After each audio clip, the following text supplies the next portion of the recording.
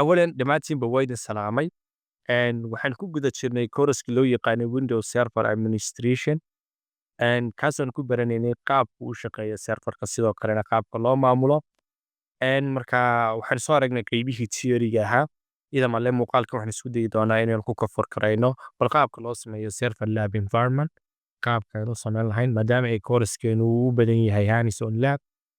Waxaynu u samaysan doonaa marka diagramkan ayaynu isticmaali doonaa, kaasoo xayndaab inoo noqon doona. Si aynu Windows Server u baranno, waxaan u baahannahay inaynu kombiyuutaradan ama serveradan aynu wax badan aynu ku install garayno, ku rakibno, ku shubno kombiyuutarkeena. Waayahay, serverka koowaad aan u baahannahay waa serverkan. Waxaanu la bixi doonaa ama ku magacaabi doonaa ATU Domain Controller ama DC. DC-gan waxaan ku shubi doonaa marka server 2019 baan ku shubi doonaa. 19kaas waxay noqon doonaa mid desktop experience ah. Marka isaga wuxuu inoo noqon doonaa mid domain controller ama waxa weeyaan kaynu ka maamulino kuwa kale oo dhanba. Kaa markaan ka nimaadno waxaan ku shuban doonaa serverka labaad. Serverka labaadna isaguna si lamid ah waxaan ka dhigi doonaa waxa weeyaan inoola bixi doonaa serverka ATU SR 01 baan u bixin doonaa. kaas ayaan ku shubi doonaa 2019 server ah, sidoo kalena desktop experience ayuu inoo noqon doonaa. Serverka saddexaad ayaan isticmaali doonaa waxa weeyaan isagana waa ATU server core weeyaan. Server core-kana waxaan isticmaali doonaa isagana inuu inoo noqdo command line user interface oo isagu wax graphical user interface ah ma laha. kaasina markaa instructionskiisa ku baran doonaa qaabkan u warsanayno. Markaan ka nimaadno ka afraad waxaan ku baran doonaa serverkan afraad waxaan ku baran doonaa inaan ku sameyno upgrade. Marka waxaan ku shubi doonaa waa ATU server 2016 halka kuwa kale ahaayeen 19. marka kan waxaan ku baran doonaa ama aan ku baran doonaa qaabka loo sameeyo upgradingka ama qaabka upgrade-ka loo sameeyo oo isagoo 16 aan uga dhigi lahayn 19. marka upgrade-kan ku baran doonaa. kan ugu dambeeyana waxa weeye waa computer client weeyaan. computer client-na waxaan ku shubi doonaa Windows 10 ayaan ku shubi doonaa. marka waxaan isticmaali doonaa waa shanta qaybood si aynu mid walba aynu ula xiriirsano ka kale. waxaan u baahannahay maxay inaynu helo switch inaynu helo. marka switch-kan aynu isagana isticmaali doonaa aynu ugu hor rakibi doonaa. switch-ka markaan rakibno wuxuu noqon doonaa marka switch-ku mid virtual inoo noqda mid virtual ahaan u shaqeynaya. marka intaan aynu rabnaa inaynu kooraskeena aynu ku koobnaano lababkaasna aynu samayno. si aan u samayno waxaan u baahannahay bay isweydiin mudan. waxaan ku horeysiin doonaa marka ugu horeysa kan inaynu maanta labka inaynu ku install garayno, sidoo kalena configuration u baahan yahay inaynu muuqaalkan ku soo koobno kuwa kale inoo dambeeya. haddaba waxaan u baahannahay sin ka u install garayno aynu serverka koowaad u samayno. waxaan u baahannahay qodobka koowaad oo ah virtualization-kii inaynu soo helno ama waxa weeyaan VMware baynu isticmaali doonaa. marka VMware-kana VMware Workstation waa halkan igu jira. kaas waan idin siinayaa setupkiisa. kaasaad install garaysanaysaa. kaa markaan installation-ka aad dhamaysatid product-keygina halkan uu kugu jiraa oo waxa weeyaan ama license-kiina halkan kugu jiraa. intan baad koobi garaysanaysaa. markuu ku weydiiyo license-ka ku weydiiyo ayaad license-kii aad ku koobi garaysanaysaa. saasoo marka uu kugu dhamaanaya. qaybta markaan ka nimaadno isagii baan soo kaxsanaa. marka halkaas waxaan ku qori doonaa VMware baan ku qori doonaa. isaga markaan soo kaxsanaya. isaga saan u soo kacsado waxaan u baahanahay sidoo kale markuu ii soo kaco waxaan u baahanahay serverkii inaan doonan. serverkii doonana waa server Windows Server 2019. halkaas markaa waxaan ka search garayn doonaa. waxaan leeyahay waxaan ka search garayn doonaa website-ka loo yaqaano Microsoft waayahay evaluation center ayaad search garayn doontaa. enter baad leedahay waad ku dhufanaysaa. markaad ku dhufatid website-ka ku soo baxo waxaan rabnaa inaynu sadabaxaan ama ISO file inay la soo degno. waxaan soo furi doonaa marka Windows Server halkay ku qoran tahay kaasaan soo furi doonaa. si Windows Server baan kasii dooran doonaa.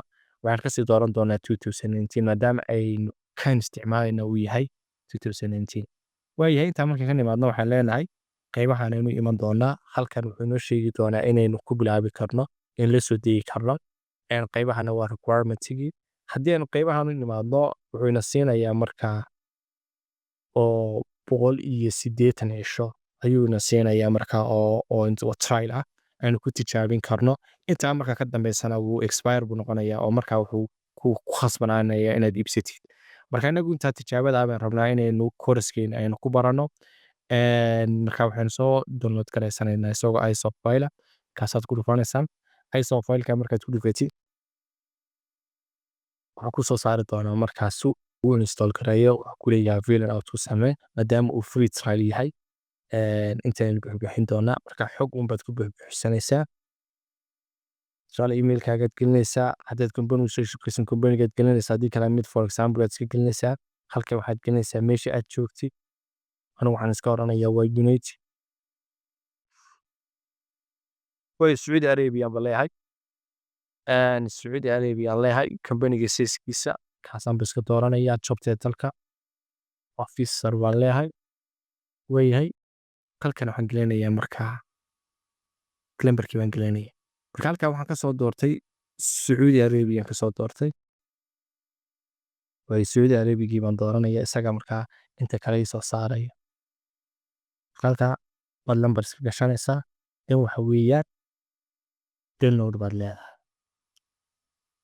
marka inta villain out ka dhamaysid isaga markaa ku download karaanaya additionski kaaga baahan yahay inaad dooratid kan dooranayna waxa weeyaan waa kan waxa weeyaan 64 ka kaasun baad ku dhufanaysaa 64 kaasun baad ku dhufanaysaa marka isaga ku install garaynaya waa ka halka ku install garaynaya marka waqti yar buu qaadanayaa marka qaybta markaad soo install garaysid oo kugu soo dhaco oo wuxuu kugu soo dhacaya isagoo ISO file waa halka igu jira isagoo ISO file hatta waxaan u baahanahay marka inaynu sameeyno maadaama igu jiro aynu soo install garaysanay waxaan u baahanahay marka inaynu waxa weeyaan aynu soo sameeyno labkii koobaad saynu soo sameysano waxaan soo furan doonaa VMware-kii baan soo furan doonaa ama waxa loo yaqaan virtualization-kii markaan soo furano waxaan ku dhufanayna halkay ku qoran tahay create a new virtual machine kaasaan ku dhufanaynaa markaan ku dhufano wuxuu noo soo saari doonaa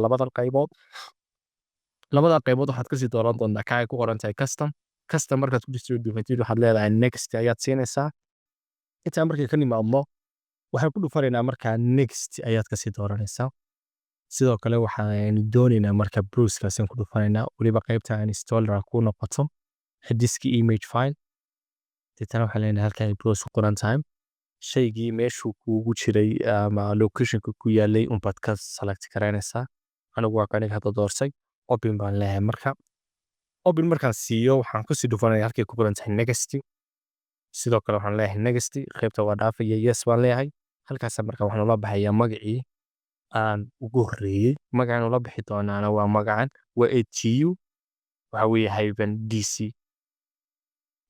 marka waxaan leeyahay ATU oo far waaweyna hyphen DC deetana waxaan leeyahay next ayaad dooranaysaa sidoo kale next ayaad dooranaysaa next baad siinaysaa halkan waxaad ka dooran doontaa 4GB ayaynu cayimi doonaa 4GB ayaynu deyn doonaa haddii uu hore kugu qabsan waayo halka waxaad ku qoranaysaa 4096 isaga kugu fadhiisanaya waxa weeye 4GB marka waxaan leenahay next ayaan siinaynaa sidoo kale next ayaad leedahay next ayaad haddana siinay next saasun baad next wada siinaysaa qaybtan ugu dambeysay markaad maraysid waa store virtual disk ee single file baan leenahay marka halkan waxaan ka dhigi doonaa wax loo yaqaan maximum disk size-ka 100 baad ka dhigaysaa 100 markaad ka dhigtid next baad siinaysaa sidoo kale next baad leedahay markaas waxaad siinaysaa finish marka wuxuu diyaarinayaa inuu faylkii uu ku soo kiciyo faylkii marka ku soo keenayaa ama waxa weeyaan serverkii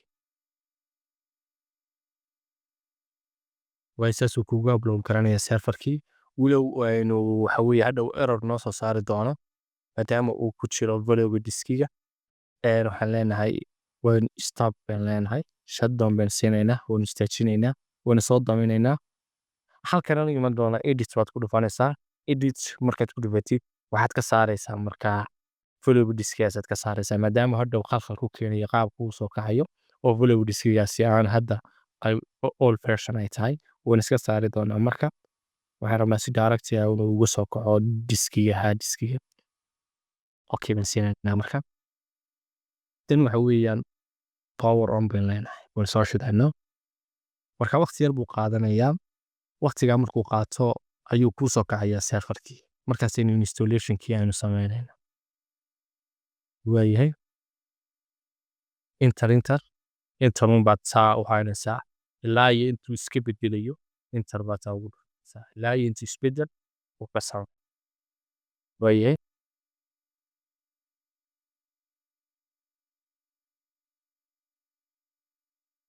okay saa ugu soo weynaysiiyey control alta iyo inter baad isku qabanaysaa marka saasuu kugu soo weynaanayaa inter baynu ilaa iyo intuu isbedel ka samaynaysaa marka inter baynu saa press leenahay press inter baad leedahay press inter baad leedahay ilaa iyo waxa weeye intuu isbedel uu ka sameynayo oo kuwaga soo kacay kasoo kicitaankiisu waqti buu qaadanaya wuu iska sugeynaa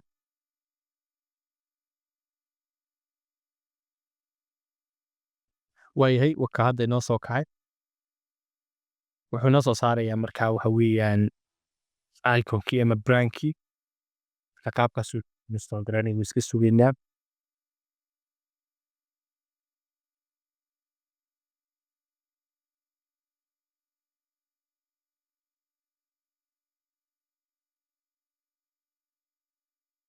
waayahay tan waxa weeye qaabkii installinka caadiga ahayd baan sameynaynaa next baan leenahay sidoo kale install ayaan siinaynaa marka ayuu sadabkii soo start garaynaya waayahay waxaan soo sheegnay inaynu windows serverkan aynu hadda isticmaalayno aynu ka dhigano desktop experience markaasaad uga dhigtid waxa weeye waa data center waa evaluation waa desktop experience kaa ugu hooseeyaa dooranaysaa next baad leedahay next markaad siisid ayuu waxa weeyaan uu kugu install garaynayaa qaabkii caadiga ahaa oo preparationka waxaan leenahay accept baan leenahay next baan leenahay waxaan kasii dooran doonaa qaybtan custom baan kasii dooran doonaa marka waxa weeyaan locationka ayaan u assign karayn doonaa next ayaan leenahay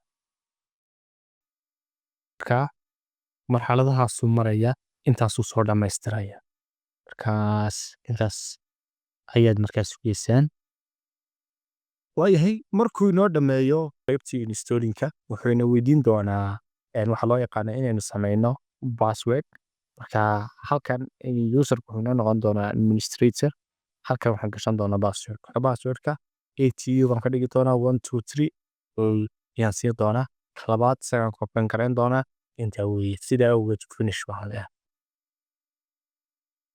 finish markaan siiyo wakaa computerkii caadi igu soo kacay oo serverkii caadi u qaatay serverkii caadi wakaa serverkii caadi ugu dhacay marka waxaan dooran doonaa waxaad qabanaysaa control alta marka hore waxaan leenahay control alta iyo waxaan isku qaban doonaa inter markuu inta inoo sameeyo waxaan qaban doonaa haddana control alta iyo delete ayaan isku qaban doonaa cancel baan siin doonaa markaasaa waxaan gashan doonaa passwordkii hadda soo sameysanay atu ayuu ahaa 123 inter baan leenahay marka sidaas waxa weeyaan uu passwordkina nagu qaatay laguna soo kicinaya markaa serverkii iyo waxa weeye data centerkii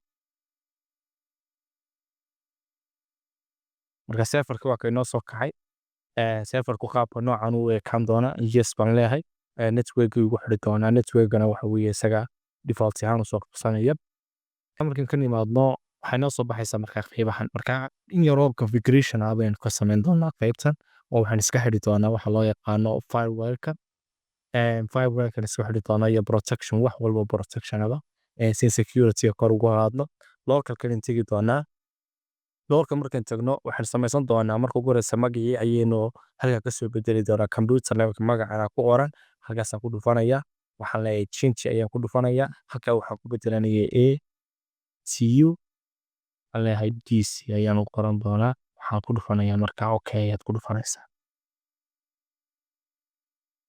halkaasaasuu ku qaadanaya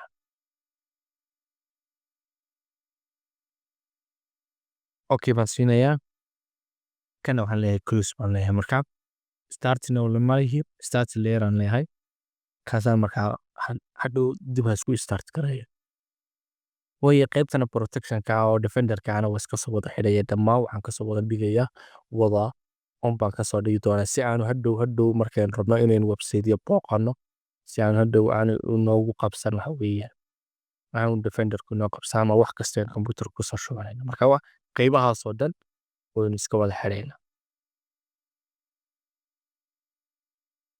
Waayahay qaybahaasna saas u wada xidhnay.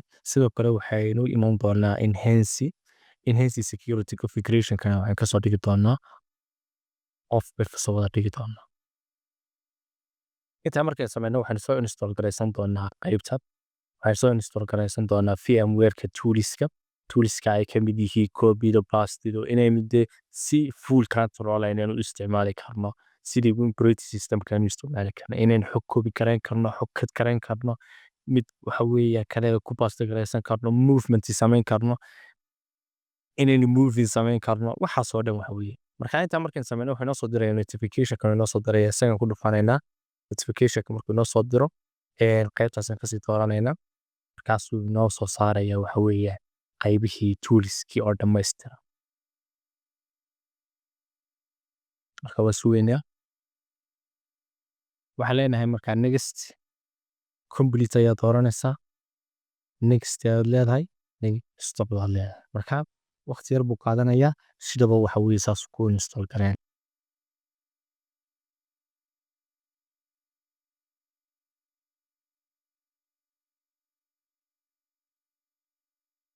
Way finish bay leenahay.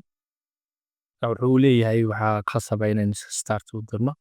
Start baan u diraynaa marka caadi kombuyuutarka caadiga iyo marka sidaasuu marka kombuyuutarkiina ugu qaadanaya saasuuna xogtii ay inuugu jirtaa oo mar walba aynu virtual desktop-ka ama virtual machine-kan aan isticmaalayno aynu kasoo keen karnaa. Marka mar walba virtual-kan aan isticmaalayno ama VMware-kan ayaynu kasoo keensan karnaa aynu qaybka u isticmaali karnaa. Marka saasaa loo sameeyaa idinkuna soo practical gareeya insha Allah. Assalaamu calaykum.